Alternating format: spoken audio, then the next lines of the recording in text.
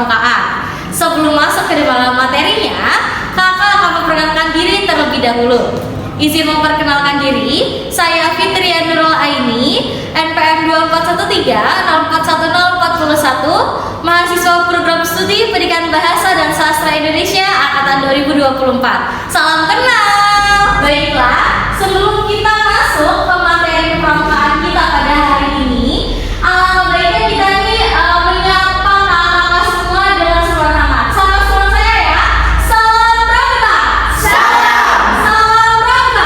Salam. Salam pramuka. Salam pramuka.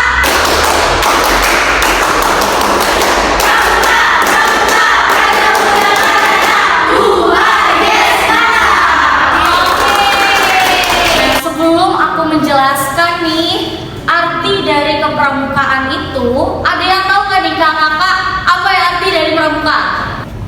Baik, silakan kepada kakak April. Baik, terima kasih.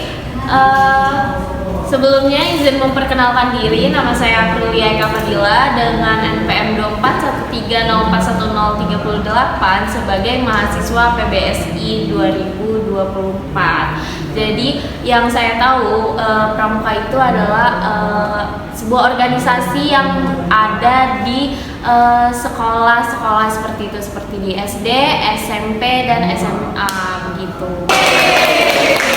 Oke, nah tadi sudah dijawab tuh sama kakak April bahwa pramuka itu merupakan organisasi yang ada di sekolah. Biasanya kalau di SMA itu merupakan organisasi yang cukup wajib ya untuk diikuti. Namun kita lihat apa pengertian pramuka itu. Nah sebenarnya pramuka itu bukanlah suatu organisasi atau apapun itu. Namun kita lihat nih di nomor 1, anggota gerakan kepramukaan. Itu merupakan pengertian dari pramuka. Jadi pramuka itu adalah orangnya. Sedangkan kepramukaan adalah proses pendidikan non formal yang dilakukan di alam terbuka maupun di alam tertutup untuk membentuk watak, akhlak, dan kecakapan hidup. Jadi yang sekarang lagi kita lakukan itu adalah kegiatan kepramukaan.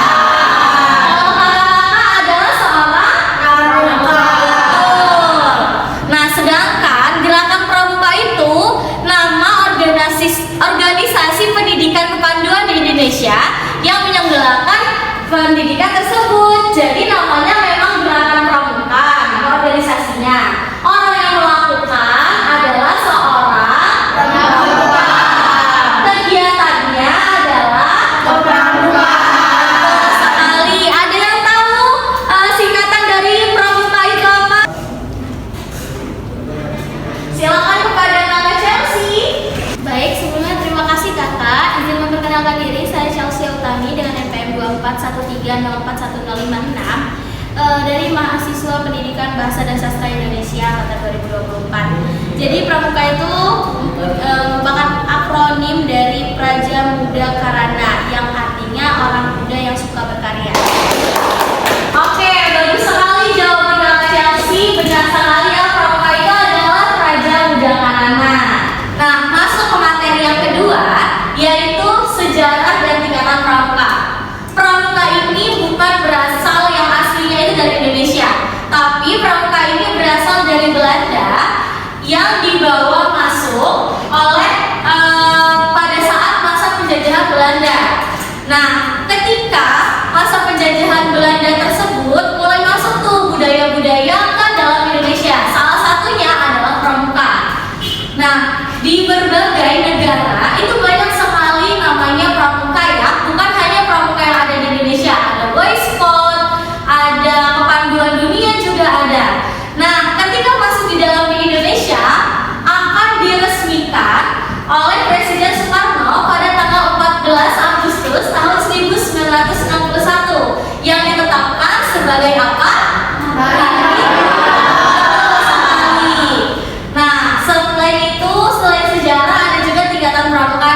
Tingkatan pramuka itu ada 4. Kalau teman-teman tahu ketika SD itu tingkatan pramukanya apa? Siaga. Siaga itu warnanya? Hijau.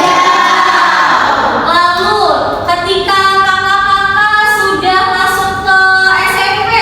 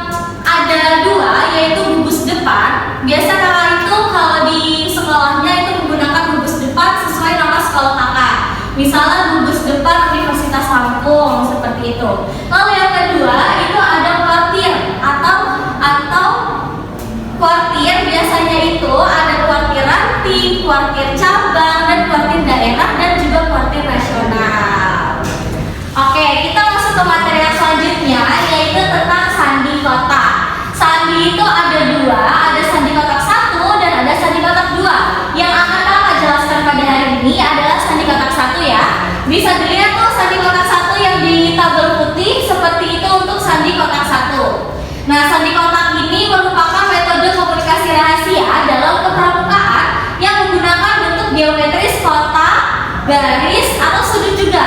Kalau yang kotak kan seperti ini, yang dari AB sampai R. Nah, kalau yang sudut itu dari UV sampai YZ. Nah, itu merupakan kotaknya. Nah, kotak-kotak itu mewakili huruf-huruf alfabet ya. Nah, penemu sandi kotak itu tidak diketahui secara pasti karena sandi kotak ini dianggap sebagai sandi kuno yang berasal dari para Rabi Ibrani yang telah digunakan oleh Freemason sejak abad ke-16, bukan diciptakan oleh satu orang seperti Samuel Morse yang merupakan penemu sandi Morse.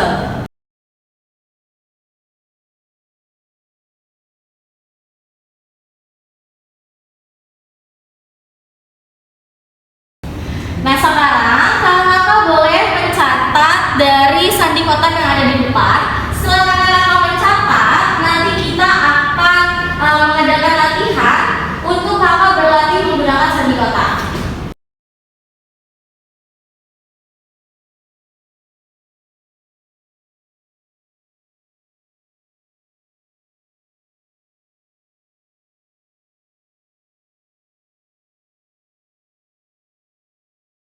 Apakah kakak-kakak sudah menulis dari yang tadi sudah saya tulis?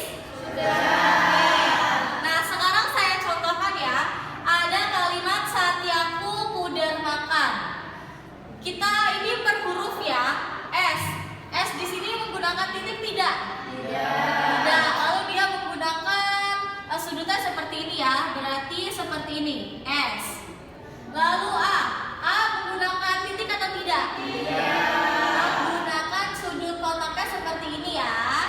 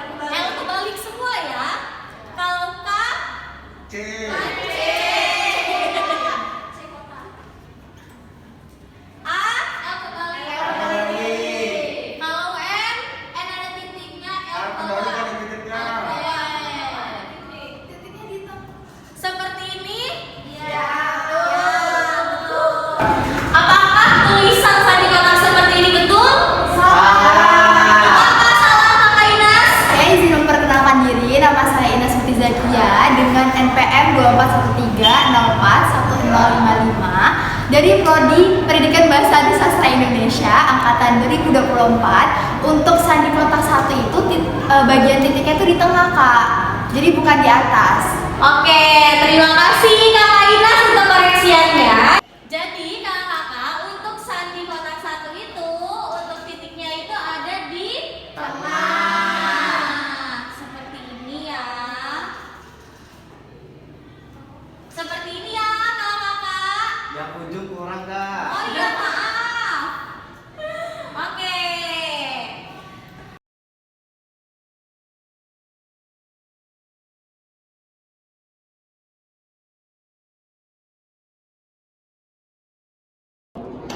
Nah, di sandi yang kedua ini ada sandi merah putih. Tadi yang udah aku bilang kan, satu huruf itu dia memiliki 2 kode berdasarkan dari kata merah dan merah putih. Nah, kita lihat nih di sini.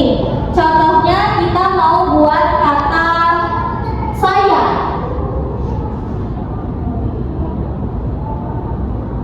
Nah, di kata saya huruf S itu ada di mana? A dan I. Di sini. Iya.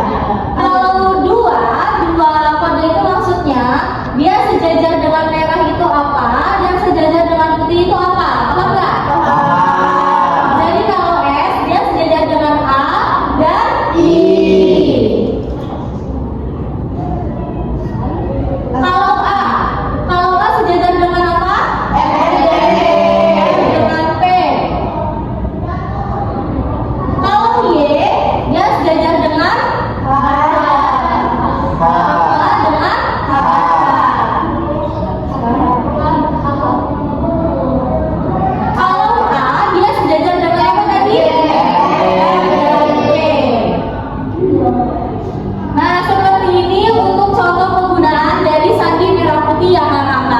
jadi sandi merah putih ini dia cukup unik karena dia menggunakan 2 kode dari kata merah dan kata putih. Sekarang kakak-kakak buat soal. Nah, jawab dari contoh soal dari Gajah Mada buat dengan sandi merah putih ya. Nah, kakak-kakak tadi sudah tulis nih jawabannya di buku masing-masing. Coba satu orang kakak ada lagi yang bisa tulis di bawah tulis. Oke, Kakak Tina, silakan. Jadi di bagian G ini berarti E dengan U. Lalu A itu M sama P. Lalu J itu H dengan U. Lalu A ada F dengan P. Lalu H ada R dengan U. Lalu M itu ada R dengan T. Lalu A, M dan P. D ada A dan B. Lalu A lagi ada M dan T. Jadinya Gajah Mada. Kita kasih tepuk tangan.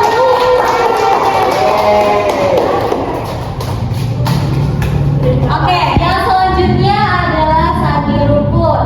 Nah, seperti ini sandi rumput. Teman-teman mungkin agak bingung ya sama sandi rumput karena bentuknya tuh abstrak banget kak, gitu kan? Kok bentuknya sama kan kelihatannya, tapi ternyata beda loh teman-teman. Sandi rumput ini dia itu berhubungan dengan sandi Morse. Jadi kakak-kakak tahu nggak kalau sandi Morse itu terdiri dari 2 tanda, tanda titik dengan tanda strip. Nah, kalau tanda titik di sandi rumput itu dia menukiknya sedikit lebih pendek. Kalau tanda strip dia menukiknya lebih tinggi. Seperti itu. Nah, kakak kita lihat nih sandi rumput untuk huruf A. Huruf A ini kalau sandi Morse-nya itu adalah titik strip. Nah, maka dari itu untuk menukik yang pertama itu dia sedikit lebih pendek, lalu yang kedua dia menukik lebih tinggi. Kalau B itu dia sandi Morse-nya strip titik titik titik. Kalau C strip titik strip titik. Kalau D, strip titik titik. Nah, itu memang perlu dihafal, bukan hanya perlu dipahami, namun kakak harus menghafal rumus Morse dan sandi rumput ini. Nah, seperti ini contoh dari sandi rumput dengan kata dan. D itu dia mempunyai rumus strip titik titik. Lalu A dia mempunyai rumus titik strip. Kalau N dia mempunyai rumus strip dan titik. Nah, coba sekarang kakak tulis di buku kakak dengan contoh skala seperti ini. Coba, ayo kakak sekarang tulis ya.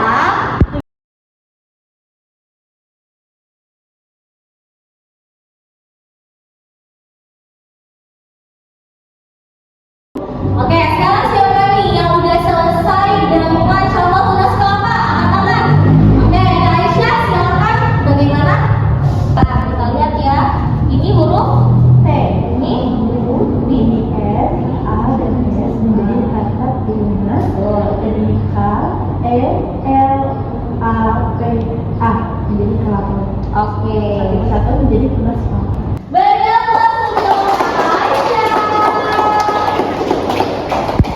Oke, kita sekarang sudah banyak sekali yang melakukan ilmu dari sejarah kepramukaan, dari tingkat kepramukaan, sandi kotak satu, sandi rumput, lalu ada sandi merah putih, bahkan tadi kita sedikit menyinggung tentang sandi Morse ya. Baiklah, kita cukupkan kelas kepramukaan pada hari ini. Terima kasih untuk kakak-kakak semua yang telah menyempatkan hadir di dalam kelas ini. Saya selaku pemateri mohon maaf apabila terdapat kesalahan kata dan kalimat yang saya ucapkan. Saya akhiri. Wabillahi taufiq